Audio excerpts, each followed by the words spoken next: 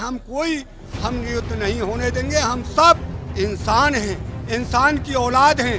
पीछे हमारा धर्म है, पहले हम इंसान बन के आए हैं। जहाँ दया नहीं, दया धर्म का बेटा है। धर्म तो पीछे आता है, दया है सबसे पहले। दया धर्म का मूल है, दया ही धर्म का मूल है। धर्म तो जब है जब हमारे भीतर दया है। जब दया ही नहीं तो धर्म कहाँ रह गया।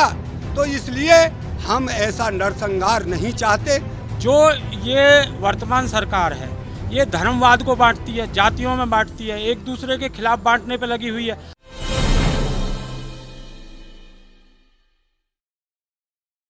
स्वागत है आपका मुव मीडिया में। मैं हूं नंदिनी सिंह आपके साथ गाजीपुर बॉर्डर से, और आज हम जानेंगे करनाल के बाद सिंघू बॉर्डर पर हुए हादसे पे किसानों का क्या कहना है।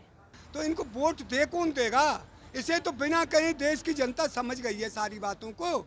इसमें यूपी इलेक्शन की तो पूछे मत। बीजेपी को कोई वोट देने के लिए तैयार ही नहीं है, क्योंकि इनके कारनामे गलत हैं। इन्होंने जो किसानों को ऐसे रौंदा है, गाड़ी से रौंद दिया। आज तक जलियांवाले बाग के अलावा दूसरा कांड हुआ है जहाँ 8 आदमी रौंद दिए गए हों। तो ये तो बहुत ही इनका गलत काम था, और इसको देश बर्दाश्त नहीं करेगा। और कल जो छत्तीसगढ़ में 2 किसानों को और कुचल दिया, वो बीजेपी के ही आदमी हैं। उसमें गांजा भर के ला रहे हैं, नशीले पदार्थ ला रहे हैं, गाड़ी बेपरवाह चला रहे हैं। उनको पता नहीं है एक कैसे निकाले गाड़ी को, जब मर जाए कोई। तो ये तो सारे जगह ऐसा ही काम कर रहे हैं। इन्हें जनता से कोई प्यार नहीं, इन्हें पैसे वालों से प्यार है। तो इस सरकार को हम तो ये हम कहें भी एक आप बीजेपी को, तो जनता तो हमें भी मारेगी। तो हम तो विरोध कर रहे हैं। किस लिए? हमें 10 महीने से 11वां महीना चल गया है। इस सरकार ने आज तक ना किसानों को एक भी सांत्वना नहीं दी कि हम दुखी हैं भाई, ऐसा काम नहीं हो। हम कह रहे हैं जिस आदमी ने सिंघू बॉर्डर पर किया है, उसको जो काटा है, लटकाया है, उसने जो काम किया वो निंदनीय था, पर उसे मारना नहीं था। उसको कड़ी से कड़ी सजा मिले। हम कह रहे हैं ये अपराध करना, ऐसे एक निशंसक होकर हत्या कर देना, ये महान गलत काम है। तो इसके लिए किसान आंदोलनों वालों ने, हमारे किसान नेताओं ने पल्ला झाड़ दिया है। किसानों से इस बात का कोई लेना देना नहीं है। ये धर्म में तो हमें बीजेपी फंसा रही है। ये धर्म के मामले में तो हमें बीजेपी फंसा रही है। ये अब क्या करवाना चाहती है? अब ये सिख हिंदू का युद्ध मचवाना चाहती है। एक सिख और हिंदुओं का किसी तरह से, जो मुसलमान तो बेचारे दुबक गए अपने घरों में। ये मुसलमानों के घर के आगे कर क्या निकाल रहे हैं? देवी की झांकी निकाल रहे हैं मुसलमानों का, जहां परिवार बसते हैं। वो समझ रहे हैं भाई तुम अपने घरों में रहिए, नहीं ये खून खराबा कर देंगे।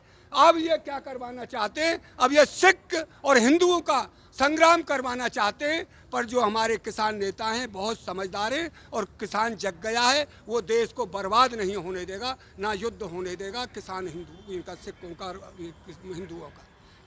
ये तो इस षड्यंत्र में लगे हुए हैं। इनको और कुछ नहीं, चाहे कितना भी खून खराबा हो जाए, ये तो खून खराबा करवाना चाहते हैं, और इनके पास कोई वो ऐसा नहीं है। जैसा कि आपने कहा बीजेपी हिंदू मुस्लिम कर रहे हैं, तो आपको क्या लगता है अब उनकी क्या रणनीति है? देखिए, वो कुछ भी रणनीति चलाए, इसकी काट हमारे किसान नेताओं के पास है, किसानों के पास है। इनकी बोलती बंद कर दी है। हम युद्ध नहीं होने देंगे। हम सब इंसान हैं, इंसान की औलाद हैं। पीछे हमारा धर्म है, पहले हम इंसान बन के आए हैं। जहाँ दया नहीं, दया धर्म का बेटा है। धर्म तो पीछे आता है, दया है सबसे पहले। दया धर्म का मूल है, दया ही धर्म का मूल है। धर्म तो जब है जब हमारे भीतर दया है। जब दया ही नहीं तो धर्म कहाँ रह गया। तो इसलिए हम ऐसा नरसंहार नहीं चाहते, और नरसंहार के हम खिलाफ हैं। जो इन्होंने किया, हमारे तो किसान नेताओं ने 6 घंटे में उसको पकड़ा के, या वो आप हाजिर हो गया, दे दिया। या टेनी जी तो कारपेट बिछाकर उसका लड़का गुलदस्ता देकर उसको भीतर बुलाया जाता है। तो ये हाल हो रहा है, और आज तक इस्तीफा नहीं दिया।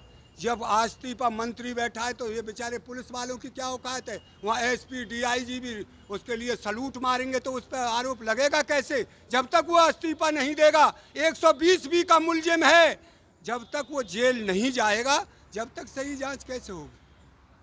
ये देश को धोखा दे रहे हैं। आपको क्या लगता है बीजेपी की क्या रणनीति है? बीजेपी की यही है कि आगे से जो भी है वोट इसको नहीं मिलना, इसको जहाँ भी जाएगा इसको बिल्कुल हार ही मिलनी है, इसको वोट तो मिलना नहीं जहाँ मर्जी जाए। ये देखो इधर पहले तो पंजाब से हारा था, फिर इधर बंगाल से हारा है, फिर पश्चिम में हारा है, ये अपना उत्तर प्रदेश से, फिर उत्तराखंड में हारा है। तो इसको कहाँ से वोट मिलना है? इसको वोट ही नहीं मिलना। इसको वोट तो मिलना होता तो ये ऐसे करता ही ना। इसको वोट मिलना होता तो ऐसे नहीं करता। इसको वोट ही नहीं मिलना। लगातार सरकार सियासी रोटियां सेक रही हैं। अब बीजेपी के बाद कांग्रेस और आप भी आ गई है, तो इस पे आप क्या कहना चाहेंगे? देखिए, जनता अब इतनी जागरूक है, सियासी रोटी अब किसी की सिकेंगी नहीं। जो ये वर्तमान सरकार है ये धर्मवाद को बांटती है, जातियों में बांटती है, एक दूसरे के खिलाफ बांटने पे लगी हुई है। आपने देखा होगा दादरी में 22 सितंबर को 2 जातियों को इन्होंने भिड़ाया था, लेकिन दोनों जाति समझदार थी, नौजवान थे, समझदार थे, सब एक दूसरे में समझौता हुआ और जो वास्तविकता थी उसको आगे आया गया। तो इनकी जो सियासत है वो अब देश के अंदर चलने वाली नहीं है। अब जनता जागरूक है, केवल मुद्दों पे बात करेगी।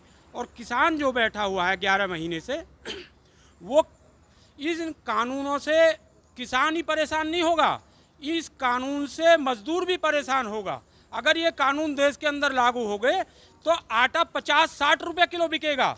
जिस तरीक़ा से तेल कंपनियों को इन्होंने, तेल जब सरकार बेचती थी तो वो सब्सिडी दिया करती थी, लेकिन इन्होंने बड़ी चालाकी से जनता को धोखा दिया कि अब जो निर्णय करेगी वो तेल कंपनियां करेंगी। अब तेल कंपनियों ने 70 रुपये लीटर से 105 रुपये लीटर, 115 लीटर पर पहुंचा दिया तेल, और जनता के सामने कहते हैं इसमें हम क्या कर सकते हैं, कंपनियां करेंगी जो करेंगी। ऐसे ही कृषि अगर कंपनियों के अधीन आ जाएगी तो निश्चित रूप से आटा जो 25-30 रुपये किलो बिक रहा है वो 50 से 60 रुपये किलो बिकेगा। फिर कहेंगे हम क्या करें, तो कंपनियों का मामला है। तो ये कृषि को जो व्यापारीकरण करना चाहते हैं। और केवल एक बात मैं और बताऊं आपको कि ये विपक्ष को डरा लिया इन्होंने, बड़े बड़े उद्योगपतियों को डरा लिया, देश के हर उस आदमी को डरा लिया जो इनके खिलाफ बोलते थे। आपने देखा होगा सोनू सूद जो मानवता भरी काम करता था, उनको इन्होंने डरा दिया आयकर छापे लगा के। ये किसान को भी डराना चाहते हैं। किसान इसलिए नहीं डरेगा, किसान अपने घर में निडर पुत्र पैदा करता है जो देश में सीमा पे भेजता है, जो देश की रक्षा करता है। जो निडर पुत्र को पैदा करके देश के लिए समर्पित करता है, तो किसान इनसे क्यों डरेगा? और 11 महीने से हम बैठे हुए हैं। ये राम राज्य की बात करते थे। राम राज्य का मतलब क्या है? राम राज्य का मतलब है अगर कोई व्यक्ति या कोई समाज असंतुष्ट है तो उसको संतुष्ट करना। अब 11 महीने से हम लाखों लोग असंतुष्ट बैठे हुए हैं, और हम ही नहीं बैठे हुए, पूरे देश का गरीब, मजदूर, किसान सब इन कानूनों को समझता है, लेकिन वो यहाँ आने के लिए इसलिए तैयार नहीं है कि वो 2 वक्त की रोजी रोटी में लगा रहता है। तो पूरा उत्तर प्रदेश की जनता हो, पूरे भारत की जनता हो, इन कानूनों को समझ गई है। ये कृषि को व्यापारीकरण कराना चाहते हैं और 2022 में उत्तर प्रदेश में इसका जवाब दिया जाएगा, इनको सत्ता से बेदखल किया जाएगा।